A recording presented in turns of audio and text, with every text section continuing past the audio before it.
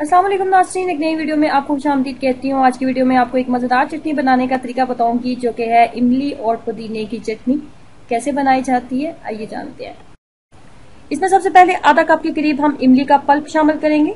उसके बाद आप इसके अंदर पुदीने की एक बड़े साइज की गट्ठी लेंगे। उसके बाद 2 अदद सब्ज़ मिर्चें आप इसके अंदर शामिल करेंगे। उसके बाद आप इसके अंदर लहसुन के जवे आप शामिल करेंगे। लहसुन के जवे मैंने 3 से 4 अदद लिए।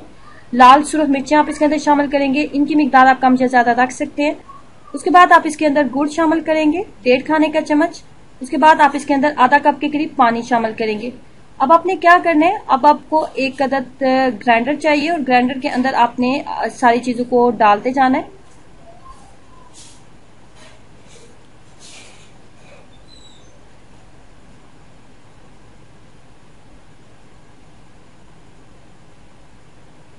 उसके बाद आप इसके अंदर लहसुन के जवे आप शामिल करेंगे जिनकी मिकदार 3 से 4 अदद थी। चटनी को जिस हिसाब से आप टेस्ट देना चाहते हो, लहसुन की टेस्ट आप ज्यादा करना चाहते हो तो लहसुन के जवे आप ज्यादा कर सकते हैं। अगर आप इसको थोड़ा ज्यादा स्पाइसी रखना चाहते हो तो लाल मिर्च की मिकदार आप ज्यादा रख सकते हो। मैं इसको थोड़ा स्पाइसी बनाऊंगी, इसलिए मैंने तकरीबन 6 अदद मैंने लाल मिर्चों का इस्तेमाल करने वाली हूँ। अगर आप कम स्पाइसी रखना चाहते हैं तो आप मिर्चों की मिकदार 3 भी रख सकते हैं, 2 भी रख सकते हैं। सब्ज मिर्चों की मिकदार मैंने 2 रखी थी और छोटे साइज की हम सब्ज मिर्चें इसके अंदर शामिल की थी। उसके बाद आपने इसके अंदर आधा कप के करीब पानी शामिल किया। उसके बाद आपने इसको बहुत अच्छे तरीके से आपने इसको पीसना है। उसके बाद आप एक अदद बर्तन लेंगे और उसके अंदर इमली का पल्प आप डाल देंगे। इमली के पल्प की मिकदार कम या ज्यादा आप रख सकते हैं। अगर आपको ज्यादा खटास नहीं चाहिए तो आप आधे कप से कम आप इमली की मिकदार शामिल करेंगे अगर आपको ज्यादा खटास नहीं चाहिए। उसके बाद हम इसके अंदर ग्राइंड की हुई चटनी जो हमने बहुत अच्छे तरीके से पीस ली थी वो इसके अंदर शामिल कर देंगे।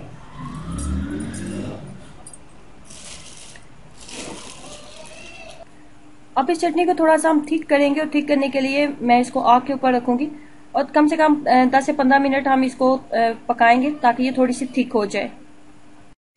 उसके बाद आपने तकरीबन 1.5 खाने का चम्मच आपने इसके अंदर गुड़ शामिल करना है। गुड़ शामिल करने के बाद आप इसके अंदर नमक शामिल करेंगे। नमक आप अपने टेस्ट के अकॉर्डिंग ही आप इसके अंदर शामिल करेंगे। नमक शामिल करने के बाद आपने इसको थोड़ी देर आग के ऊपर रखना होता है कि ये थोड़ी सी थिक हो जाए।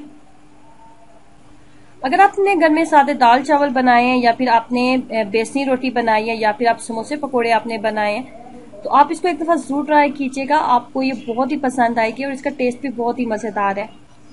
मजेदार चटनी हमारी तैयार हो चुकी है। मैं इंतजार कर रही थी ये थोड़ी नॉर्मल टेम्परेचर में आ जाए तो फिर मैं इसको किसी बर्तन में डाल लूं और ये नॉर्मल टेम्परेचर में आ चुकी है। अगर आपने घर में सादे दाल चावल तैयार किए तो साथ में आप इमली और पुदीने की चटनी भी तैयार करें और फिर इमली और पुदीने की चटनी के साथ आप दाल चावल ट्राई करें, आपको बहुत ही मजा आएगा। वीडियो अच्छी लगी है तो लाइक करना और चैनल को सब्सक्राइब करना मत भूलें। खुश रहें, हंसते मुस्कुराते रहें। अल्लाह हाफिज।